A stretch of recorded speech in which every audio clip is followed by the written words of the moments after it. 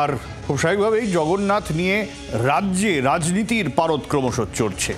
জগন্নাথের রথে যে রাজনীতি তা কার্যত মেনে নিয়েছেন দিলীপ ঘোষ।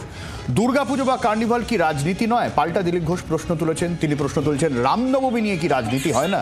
প্রভু জগন্নাথ কেন বাদ থাকবেন? বিজেপি তো চাইবেই রথের বিকল্প দিতে।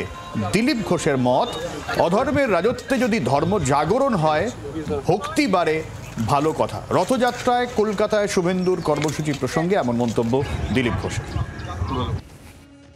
এখানে দুর্গাপূজাকে নিয়েও এভাবে রাজনীতি হয়। বাংলায় সবজিতে রাজনীতি ঢুকে যায়। আজ যে কার্নিভাল করেন মমতা ব্যানার্জি, সেটা কি রাজনীতি নয়? ঠিক সেরকমভাবে রামনবমীকে নিয়েও রাজনীতি হয়, সেটাও ধার্মিক উৎসব।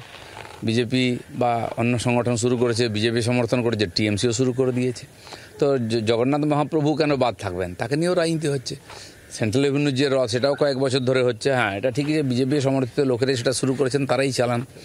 তো বিজেপি চাইবে একটা তার অল্টারনেটিভ দিতে, তো স্বাভাবিক, ভালো কথা। তো ধার্মিক জাগরণ যদি হয় পশ্চিমবাংলায়, এই অধর্মের রাজত্বে যদি ধর্ম জাগরণ হয়, মানুষের ধর্মের প্রতি যদি তার মন আসে, ভগবান জগন্নাথের প্রতি যদি কারো আর শ্রদ্ধা ভক্তি বাড়ে, তো সমাজের মঙ্গলই হবে।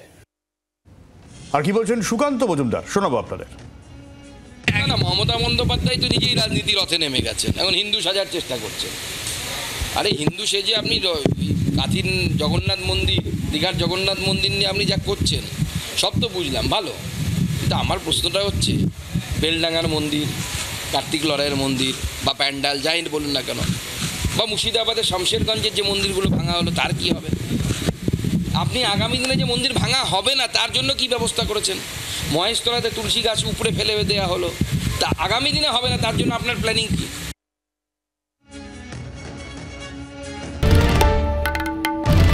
বাংলার আওয়াজ, বাঙালির আবেগ, জি 24 ঘন্টা।